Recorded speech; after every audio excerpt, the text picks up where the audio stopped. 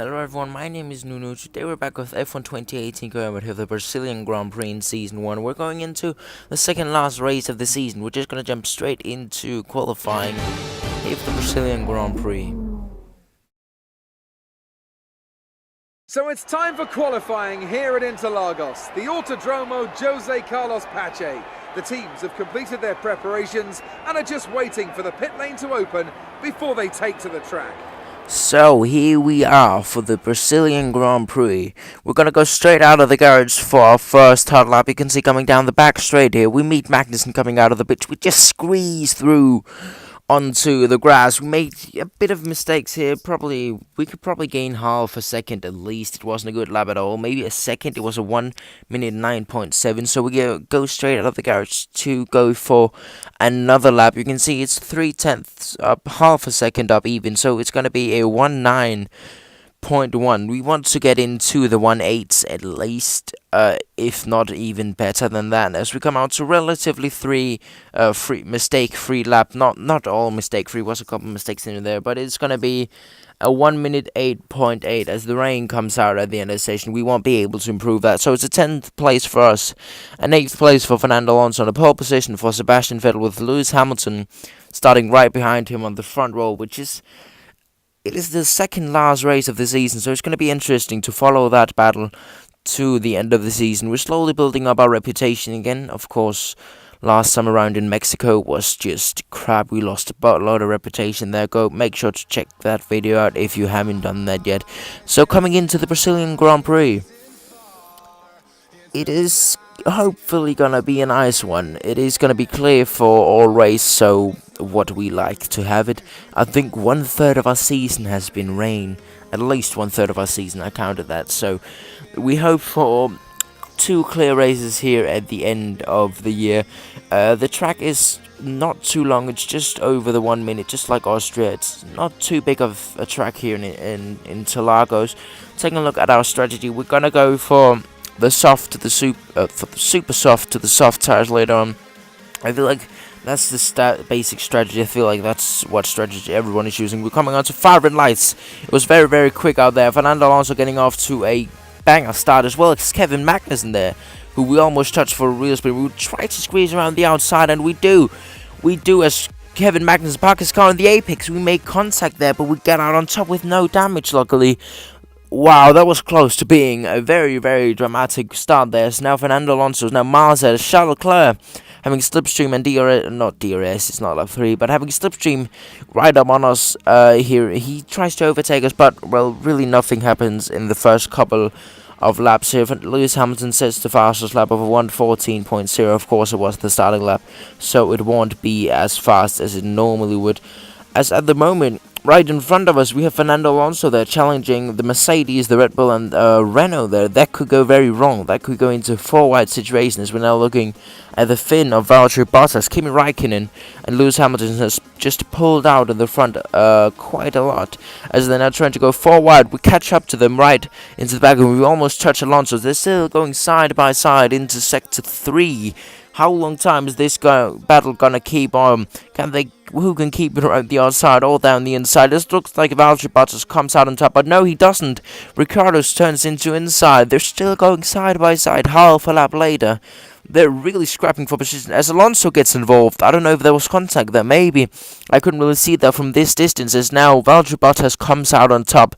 Those guys were battling so much for position on lap 3. Alonso just getting slowed down so much, so we managed to catch up to them, and we just showed that we're here. We go to the outside. We make contact with Alonso's wheel just around the outside. We didn't get any damage, luckily. So that was a stupid mistake from me and Alonso just racing into it, or maybe it was my fault. I didn't see that. I was just cruising around alone behind Fernando Alonso. The dirty air is insane on this track. It's really insane how hard it is. Of course, the second sector being very tight, as we tried to go for the inside right there, but he blocked us off. But now we have the DRS, we have ERS, we have slipstream, we have everything down the long start-finish race. So we might have a big chance of diving down the inside of turn 1, or just bruising past him. As here we go. We just cruise past him. But can he outbrake us into turn 1? Yes, he does absolutely outbrake us, and in the front he goes. We tried to see if we could go for the inside switchback move, but he keeps it tight to the inside, so we managed to not do that. We're just cruising around alone until we bring the car in for the pit stop on lap 7, bringing it in for the soft tires, which might be a good strategy. Charles Leclerc going for the same strategy right in front of us, who is our main rival in this race. Coming out of the pits, we're rejoining in 15th place with Charles Leclerc behind us, so it is a positive thing that he is behind us. As we basically just cruise around as Fernando Alonso goes out of the race. It is another retirement for Fernando Alonso here. It was as well in America. It was just an engine issue he had there. So we have a virtual safety car for half a lap around. Now we get a bit of frame relax, so we'll just jump fastly through the race. As the safety car goes out, Charles Leclerc gets very, very close to us, right up on our back, but nothing really happens, to be honest. As he here, on the end of lap 9, he just goes past us. I think the DRS is way too powerful. So we go for the move down the inside. We touch his barge boards, but he keeps it to the inside. We keeps it to the outside. Can we just get him on exit? Yes, we do. Here we're on lap number 11. Here you can see that DRS. Let's hope that won't be an issue in real life, that in DRS down the long start finish straight. At the moment, Kimi Räikkönen, the Finn, is leading the race with Lewis Hamilton right behind them. And behind them, there's an absolutely ginormous gap all the way down to third place, who is here Valtteri Bottas, another Finn. Half a lap gap at least, maybe a sector gap.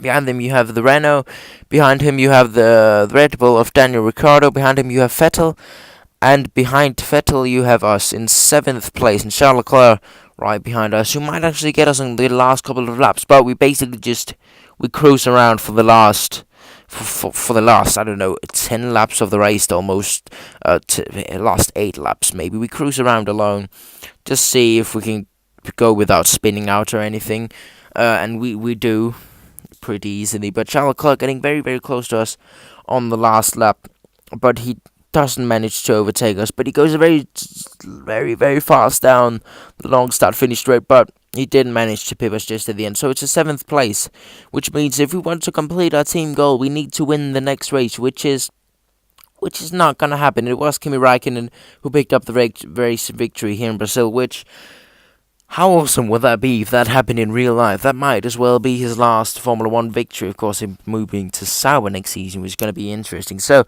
a 7th place for us, a DNF for our teammate Fernando Alonso. It was a 2nd place for Lewis Hamilton and a 6th place for Sebastian Vettel, which means that Sebastian Vettel drops down to 11 points behind Lewis Hamilton coming into the last race in Abu Dhabi, which is going to be up later today, which might be very, very dramatic into the season.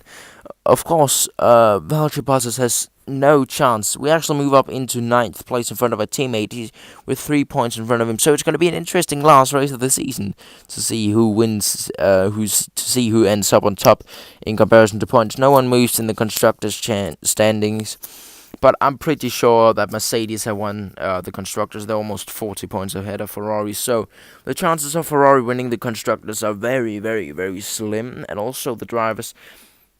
It means that if Sebastian Vettel wins in Abu Dhabi, yeah, Hamilton will have to be 4th or lower for Sebastian Vettel to take the championship, which is going to be very, very interesting, very dramatic there, as we're pretty much losing against Alonso, but we've pretty much won against Kevin Magnussen. But I hope you enjoyed this video of F1 2018. But I'll be back with Abu Dhabi very, very soon, and I'll see you all in the next one. Bye, guys.